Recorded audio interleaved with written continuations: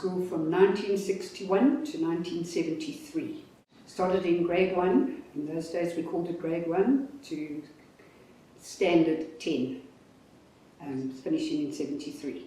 Way back when I was in pre-primary, no, not pre-primary, primary school, we had snow at the school, and we came to school and the place was covered in snow. So I remember that quite vividly, and I remember riding to school. That's in those days, you could ride to school, it was safe to ride to school on the bicycle. We started off with just a normal bicycle, and then it was brilliant to get a 3-speed bicycle. Yes, in those days we got a 3-speed, not like they have today. Riding to school every day and back, and if it was raining, if I was lucky enough, my mom would pick me up, otherwise we'd have to walk home. And I would ride to school with a friend. I'd meet her in good old Plumer Street, and from there we'd ride to school. Junior school was fun, but I think I had more fun in high school, where I loved sport. It was the main thing for me. Academics came second to last, but the tennis, the hockey and the swimming was the best for me.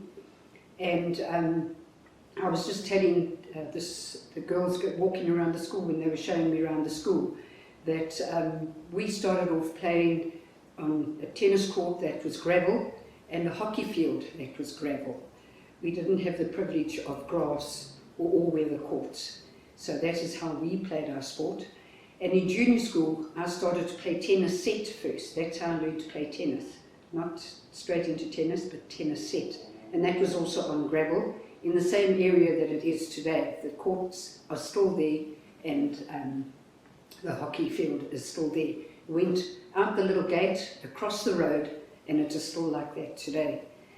And then in the good old days, during break time, we would play outside the hall here that has been built in our days, which I will tell you about before the hall was here.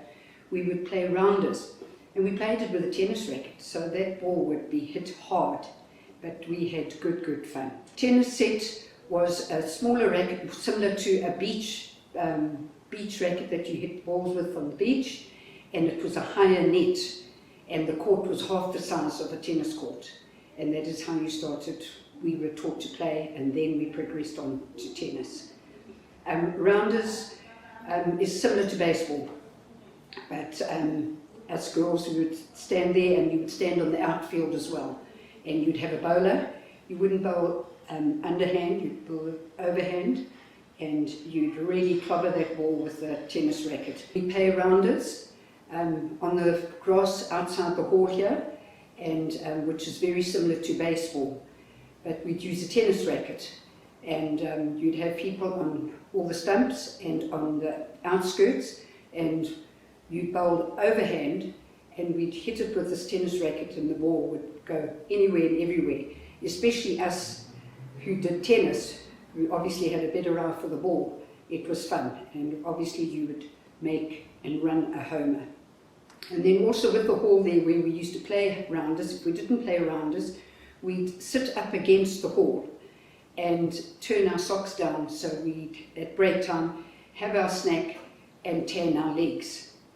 But interesting fact, before the hall was built, I was in obviously grade 1 in junior school.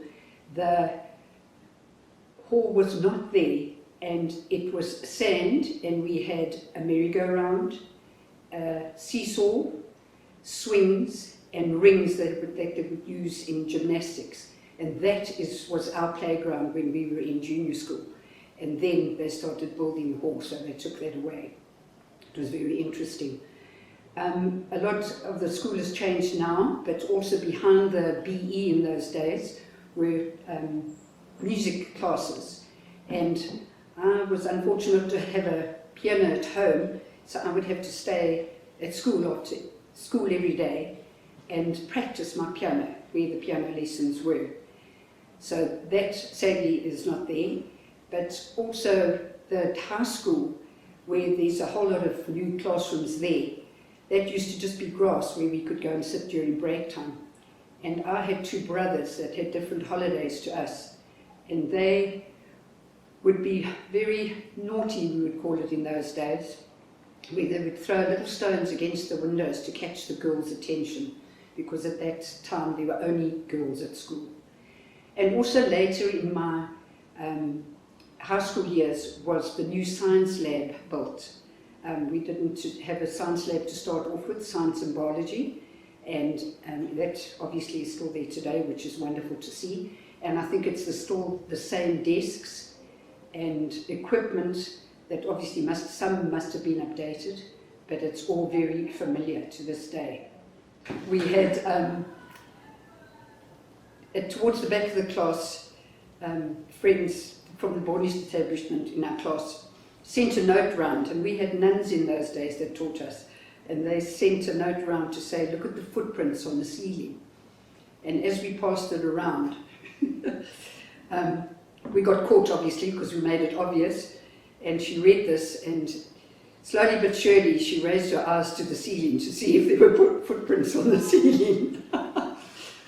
And we had another girl in our class who was petrified of little yellow beetles that would come out in summertime.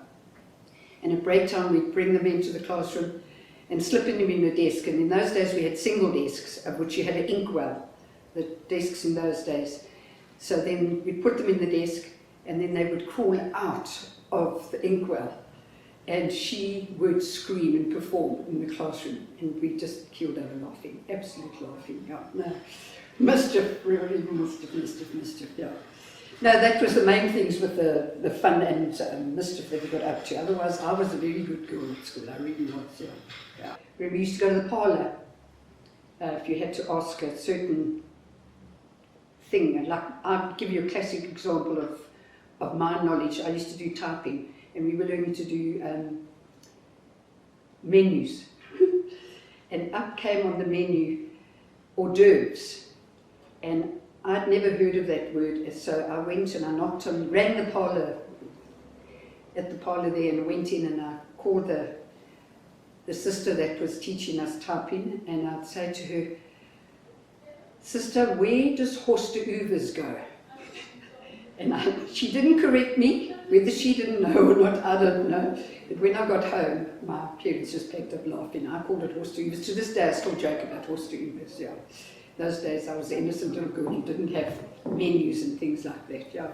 So the parlour was a scary place for me to go and ask questions or talk or something. It really was. The convent where the nuns stayed, their entrance to where you could go and chat to them was called the parlour.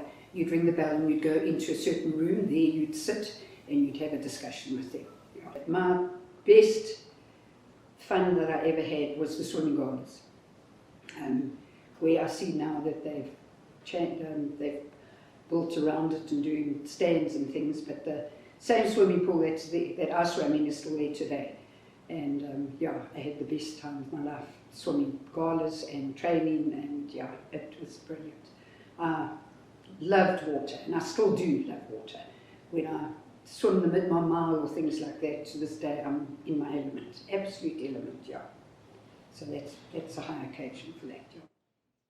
Having been at the school for 12 years, from grade 1 to standard 10, I learned a lot of things. Respect, obviously, from home and from school, but teaching, especially English and the subjects that we had, which was a very limited subjects that we had. The beautiful English that we learnt and had to learn in those days, they pushed the reading and the proper English, was definitely something that to this day, when I hear words said incorrectly, and I don't know if I can give an example, is they say, please travel safe. It's not safe, it's safely. Those kind of things were drilled into me. And I remember I was in the classroom and the teacher asked me something to go and fetch something. And I said to her, are you coming with? And she said, pardon? So I said, are you coming with? And she said, what? Get out the classroom, you're not speaking proper English. You never end a sentence with. Are you coming with me, with us, whatever? So definitely the English language and the learning subjects such as history, geography, which we, as I say, we had a small selection of subjects, held me in good stead for what is happening today. I didn't enjoy history, but I'm glad I did it because of learning about the world and how the wars were, First, Second World War, Crimean War, the whole lot that we all learned. Now I enjoy it because things come back to me and I can think, oh, yes, I learned that, all the different things from history. Geography I loved, learned all about the different countries. I always wanted to go, after doing geography and doing projects, I either wanted to live in Canada or New Zealand. Those were the two projects that we did with countries. I loved it. So, yeah, the subjects of teaching, the way they were taught was just ideal, absolutely ideal. Going back to geography, the good thing that taken away from school as well is learning about the world as it comes to the geography projects and things that we did. And as I say, the best doing the projects, learning about, I just wanted to live in either Canada or New Zealand, just learning about them and what they grew, what animals they had, all the interesting things that sadly I don't think people know much about that. I can even relate to my own daughter when she always asks me about a geography thing, and she did geography at school. So we did it very differently to they do today. Going to Teachers College, yes, I did geography as my main subject there, and it was a lot more difficult than it was at school, because sadly at school our classes were small, so going to varsity you've got a lot more than 33 in the class and you are just one of plenty. So that took an adjustment for me, but yeah, we get through it. When I think nowadays, being in the teaching field, the scope and the way things are done, it does set them up for that future. When, for me, from a small town too, Woodbank was a very small town, so very close relationships with everybody and in the family. It was difficult, but what I learned at school was brilliant. Yeah, took me into the big wide world, and I did. I finished matric and moved from Woodbank. I was gone into the big wide world, which I loved. Yeah, just to get out there. I've only been back twice before in 50 years, and my brother used to live across the road. And every time I came, it was in the school holidays. If we visited, it was December holidays, so the school was closed. But it was last year that I came, or the year before, I'm not sure, because I was in Woodbank and I wanted to see, and I could only walk around the gardens and the grounds because of COVID.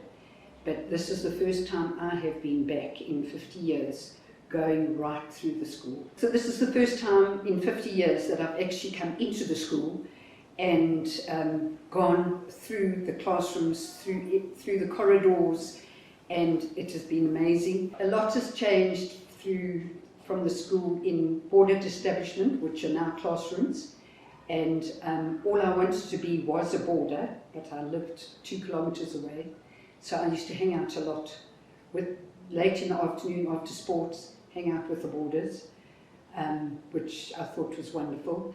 But just going through and naming where the accounting room was, where the typing room was, where we, as I said, the science and biology, and it was on the first floor when you went up.